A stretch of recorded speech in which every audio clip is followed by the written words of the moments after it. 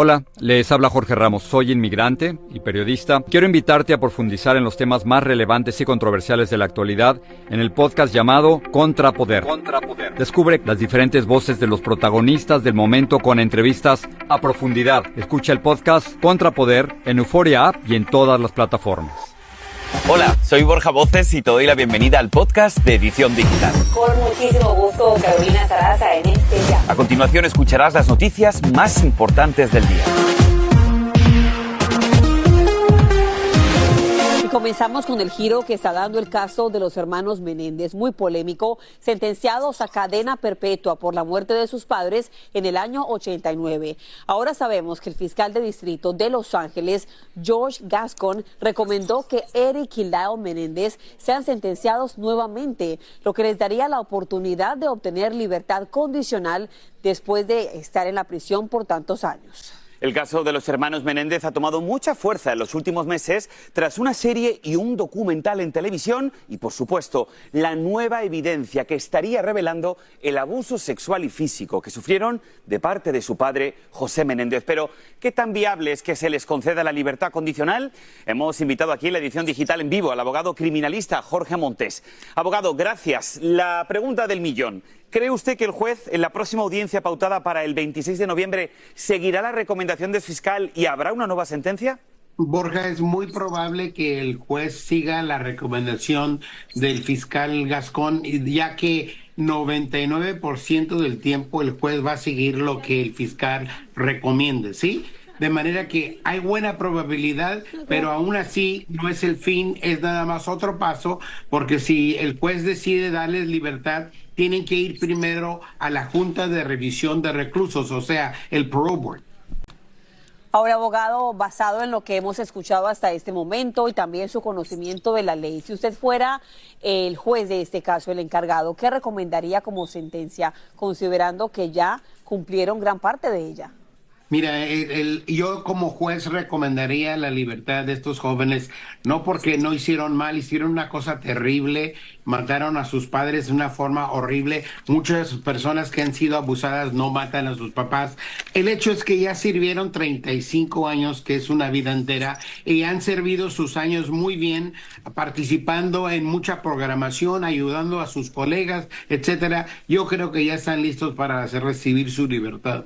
Bueno, también incluso sabemos que algunos empleados de esa prisión han mandado cartas diciendo que han tenido una buena conducta y abogando por ellos. Abogado Montes, que tenga un buen fin de semana y muchísimas gracias. Muy buenas tardes. Igualmente.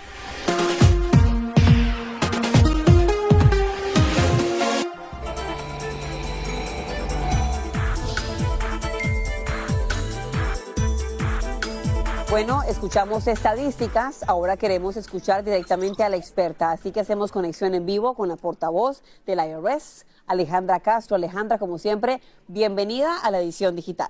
Hola Carolina, un placer estar con ambos hoy. Igualmente. Me gusta comenzar aclarando, porque siempre hay confusión cuando lanzamos esta noticia.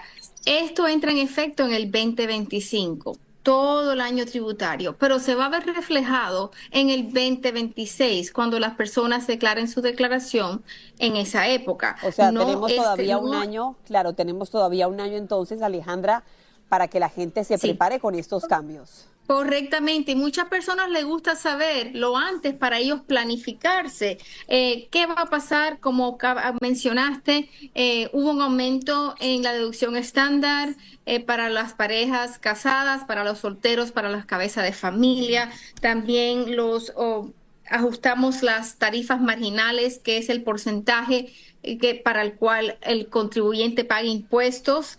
Tenemos el 12% para las personas que ganan, 10% como hasta 11.925, después 12 hasta los que ganan 48.000, después 22, pero no quiero que se asusten porque muchas personas dicen, si gano 49, entonces voy a tener que pagar ya el próximo porcentaje, pero no es ese porcentaje basado en todo, sino en esa diferencia cuando él comienza a caer en el próximo rango. Entonces, todos estos ajustes benefician a los contribuyentes. También el crédito tributario por ingreso del trabajo, que es un crédito para personas de bajos recursos que tienen hijos aumentó hasta un máximo de $8,046. Eso es un aumento de $216. Si uno le va a hacer un regalo a un familiar, hay una exclusión de impuestos hasta $19,000. O sea, si tú le vas a hacer un regalo monetario a un familiar, Alejandra, hasta $19,000. nos pasa algo, y es que siempre cuando hablamos de brackets, cuando hablamos de números, la verdad que yo entiendo ahora mismo, me estoy poniendo en los zapatos de la gente que nos está viendo y posiblemente en este momento tengan, como se dice comúnmente, un poquito de arroz con mango. Esto significa que el IRS va a quitarnos más o menos dinero en el ejercicio del 2025.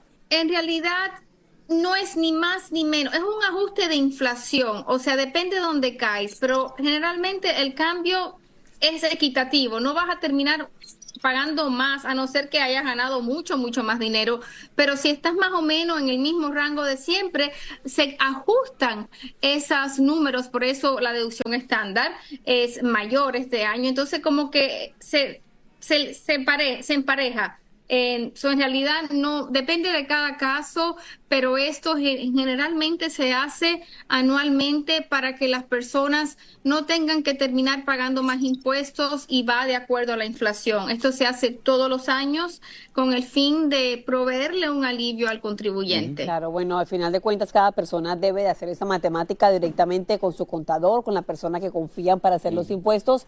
Y bueno, Alejandra, nos encanta haber conversado contigo. Publicaremos este video en nuestra cuenta de Instagram para que la gente pueda ver detalle a detalle cuánto ganan y cómo va a ser esa deducción a partir del 2026. Muchísimas gracias. Correctamente. Gracias, Caro. Gracias. Momentos de tensión, como hemos estado viendo y le hemos ofrecido en nuestros titulares. Todo esto sucedió en un campo de béisbol en la Florida. Como van a ver a continuación, un grupo de niños disfrutaba de un juego, pero la verdad la alegría desapareció en segundos debido a una balacera a pocos pies de la cancha. Las dramáticas imágenes detallan cómo los pequeños y adultos salen gritando y corriendo al sonido de varios balazos. Andrea León nos dice qué pasó y también lo que dicen a esta hora las autoridades. También el tema de las recomendaciones. Vamos a verlo. Estos son los momentos de terror que vivieron niños y adultos durante un juego juvenil de béisbol en el área metropolitana de Miami, Florida. Niños de 8 años se encontraban en pleno juego cuando de pronto se escucha una serie de disparos. Como se puede ver en este video, todos corren para intentar resguardarse y ponerse a salvo en medio del caos y la incertidumbre. Lo que se les recomienda a los padres de familia es enseñarle a sus hijos a tirarse al piso, de no salir corriendo, ya que la trayectoria de los disparos los puede alcanzar en el proceso de huir, de correr. Se les recomienda también, si usted está cerca de un objeto sólido como una pared, un hidrante o el motor de un vehículo, cubrirse, esconderse detrás de esos objetos sólidos, duros. Según las autoridades, nadie resultó herido en el campo de juego y el incidente al parecer ocurrió en un complejo de apartamentos cercano. 2 hombres resultaron heridos, pero ambos se encuentran en condición estable y por el momento el caso continúa bajo investigación.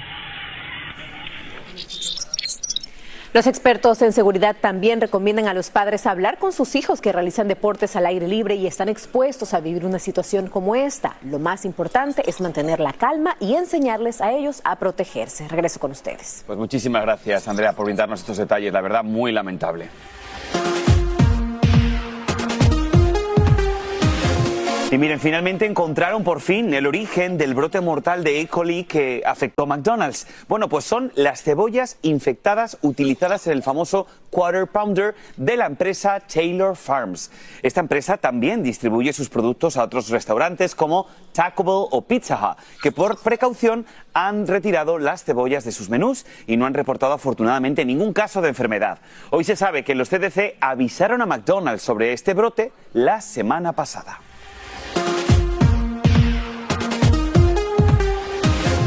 Les contamos que Taylor Swift vuelve a hacer noticia, pero no por su música, sino porque un hombre fue detenido cuando intentó entrar a uno de sus conciertos al norte de Miami. Ahí lo ven en pantalla, su nombre es Iván Mariotti, de 44 años e italiano, y se hizo pasar por un guardia de seguridad y lo detuvieron cuando tenía hecho hasta una placa falsa y también un traje y se acercó al estadio. Ahora fue detenido con una fianza de $1,500.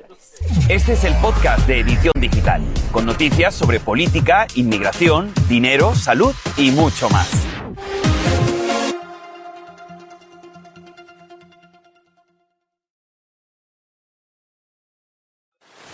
Y ahora regresamos con el podcast de Edición Digital con las principales noticias del día. Cambiando de tema, seguramente esto va a generar muchísima noticia y polémica. Un joven de 14 años, Borja, se quitó la vida, según cuenta su mamá, por haber tenido un desencuentro amoroso con un personaje de inteligencia artificial. Según la familia, su hijo desarrolló un vínculo íntimo con el personaje al que llamó Danny, a quien le contó sus secretos más profundos, oscuros, y se enamoró. Los padres notaron que su hijo se aislaba y se sentía cada día más conectado al teléfono y a ese chatbot. Bien, vamos a conversar sobre los peligros de la inteligencia artificial en los jóvenes y para eso invitamos a la doctora Ekaterina Koustikina, la experta en medicina interna y ciberpsicología. Doctora, gracias por estar con nosotros. La verdad que estábamos leyendo los detalles y es muy pero que muy triste. Por eso, los adolescentes, sabemos que ya tienden a aislarse, pero como padres, ¿cómo nosotros podemos estar alerta ante estas situaciones para evitar que pase lo que en este caso? Buen día, Borja y Carolina. Lamentablemente sí fue un caso muy doloroso donde hubo diferentes condiciones que llevaron todas juntas a este trágico final. Pero lo que vemos es que con la inteligencia artificial, no solo los adolescentes, sino todos los humanos estamos predispuestos a crear una relación afectuosa con algo así como un chatbot, que no es una persona humana real. Y parte de estas relaciones afectuosas, el amor, como bien sabemos con los humanos, pueden causar desilusiones y problemas de salud mental. Y sobre todo los adolescentes que están más vulnerables porque no entienden lo que están pasando, no tienen experiencia y herramientas tan fuertes y eficientes les dan confusión y pueden llegar a un final tan trágico como este. Terrible, lo peor que pudo haber ocurrido pasó en este caso. Doctora, le pregunto, los adolescentes que en esta etapa de su vida se enamoran, digamos, al extremo y que están tan pegados de la tecnología, como padres, ¿cómo se puede hablar con ellos para decirles no te puedes enamorar o creer lo que te está diciendo un chatbot y que realmente nos crean? Según la neurociencia, es una pregunta excelente. El problema no se trata de que nos crean como padres, porque no nos creen muchas cosas. El problema es que el ser humano tiene dificultad de entender, tiene dificultad de controlar estos sentimientos. Sus sentimientos no era algo que se podía evitar. Es un chatbot que está diseñado, esta tecnología, para provocar estos sentimientos y resultó en el producto que se quiso. El problema está en la tecnología que la inteligencia artificial fue programada con data de Google que tiene el bias de que está promoviendo el suicidio. Ese fue el mayor problema, no la inteligencia artificial en sí, sino la data programada. Y se alertó en mayo de este año de que Google está teniendo ese problema y lamentablemente se sigue usando la inteligencia artificial de Google que ha causado, esta es la segunda muerte porque hubo otro suicidio el año pasado. Está bien que están haciendo el lawsuit porque es importante que las compañías se dirijan de una manera monetaria para que puedan tomar las decisiones adecuadas y mejorar esta tecnología que no lo han hecho a pesar de que se ha dado la alerta ya antes. Pues doctora Ekaterina, muchísimas gracias por haber estado con nosotros aquí. Estamos viendo en pantalla la línea de prevención de suicidio 988. Si tú o alguien que conoces tiene pensamientos suicidas, por favor, llama a esta línea, te pueden salvar la vida y es atención 24/7 y en español. Así que doctora, gracias por haberse conectado con nosotros. Feliz día.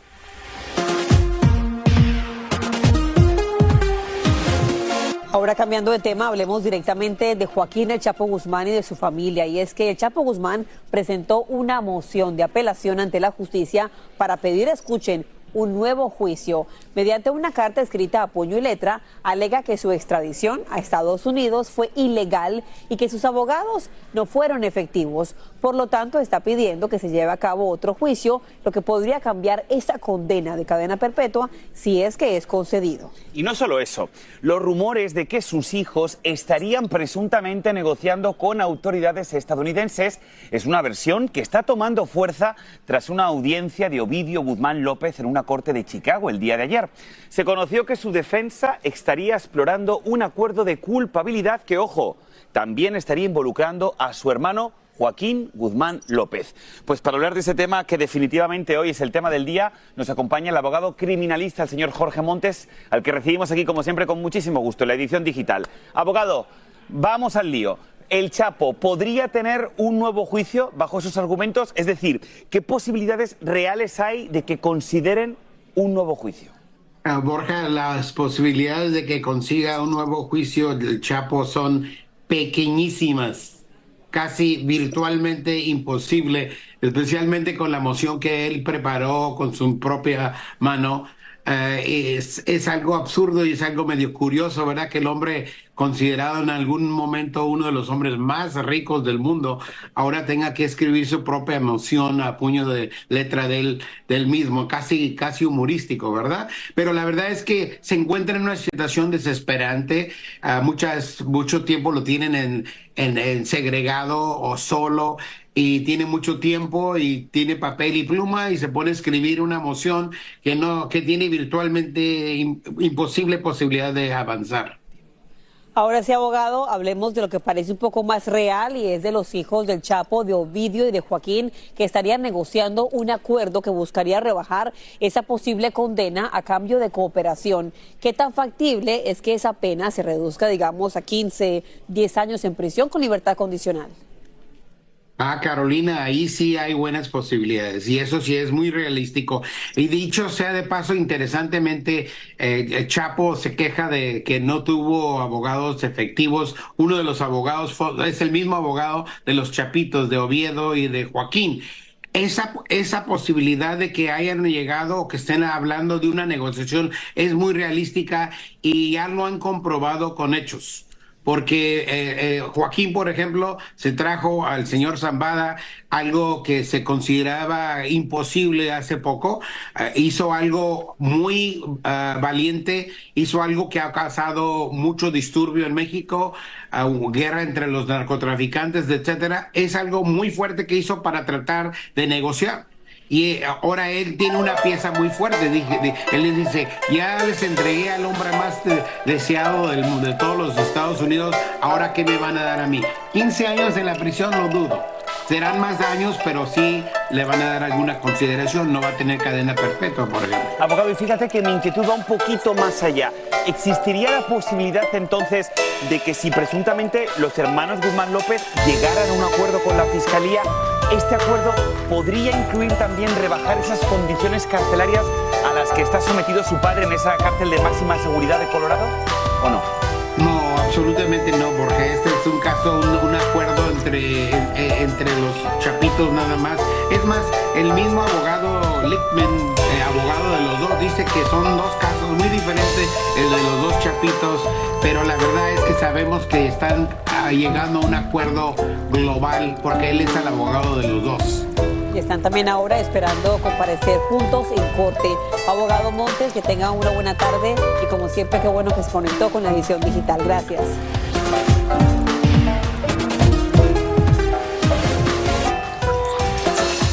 Y los pasajeros de un vuelo de Spirit de Dallas a Los Ángeles se llevaron el susto de su vida. Un susto bastante desagradable. Juzguen ustedes.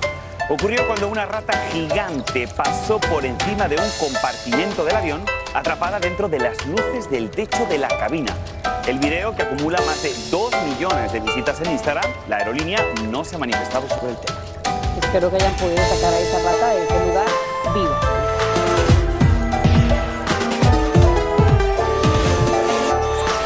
Esto es realmente insólito, hay que aprender de esta lección. Imagínense estar boca abajo por 7 horas y sin poder moverse. Es el angustioso momento que vivió una mujer que se cayó, quedó atrapada entre 2 enormes rocas en Australia. La mujer paseaba con los amigos por una zona rural cuando de repente se le cayó el teléfono y este resbaló. Los equipos de rescate pasaron horas para ponerla a salvo y su teléfono no apareció. Y así termina el episodio de hoy del podcast de Edición Digital. Síguenos en las redes sociales de Noticiero Univisión Edición Digital y déjanos tus comentarios. Como siempre, muchas gracias por escucharnos.